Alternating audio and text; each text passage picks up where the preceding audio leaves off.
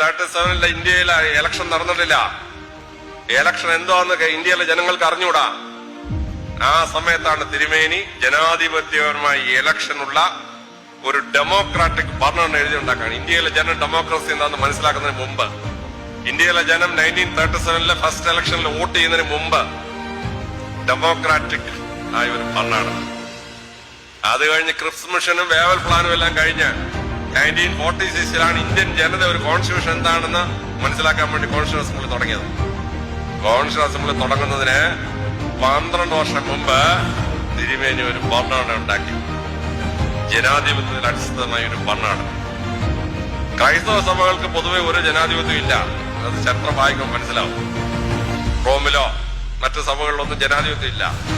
പക്ഷെ ജനാധിപത്യത്തിന്റെ ബേസിസിലുള്ള ഒരു ഭരണഘടന എഴുതിയുണ്ടാക്കി. അതിന് സർട്ടിഫിക്കറ്റ് എഴുതുന്ന 1958 സുപ്രീം കോടതിയിലെ വിധിയിലാണ്. 5 ജഡ്ജിമാരും സുപ്രീം കോടതി ഒരു ജഡ്ജ്മെന്റ് പ്രഖ്യാപിച്ചു. ആ ജഡ്ജ്മെന്റ് നിങ്ങളൊന്ന് വായിച്ചു നോക്ക്. ഞാനത് കുത്തിയിരുന്ന് മുഴുവൻ വായിച്ചു. ആ ജഡ്ജ്മെന്റിനകത്ത് സുപ്രീം കോടതി പറയാണ്, a democratic constitution so magnificently organised. എങ്ങനെ 1934 ഉണ്ടായി എന്ന് സുപ്രീം കോടതി അമ്പരന്ന് പോവാൻ. സുപ്രീം കോടതിയെ പോലും അമ്പരപ്പിക്കുന്ന ഒരു ഭരണഘടന.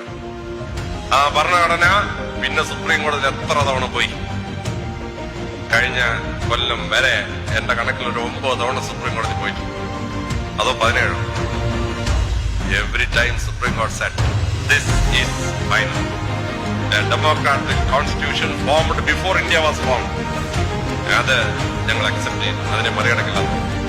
പള്ളികൾ അതനുസരിച്ച് ഭരിക്കപ്പെടണം. പട്ടശ്ശേരി തിരുമേനിയുടെ ആ ദീർഘവീക്ഷണം, 1934 ഉപയോഗിച്ച ആ ദീർഘവീക്ഷണം, അത് സഭയുടെ കെട്ടുറപ്പിനും സഭാ ഭരണത്തിലും വരുത്തിയ അത്ഭുതകരമായ മാറ്റം വളരെ വളരെ വലുതാണ്. നമുക്ക് ഓർത്തിരിക്കേണ്ട ഒരു സംഭവമാണ്.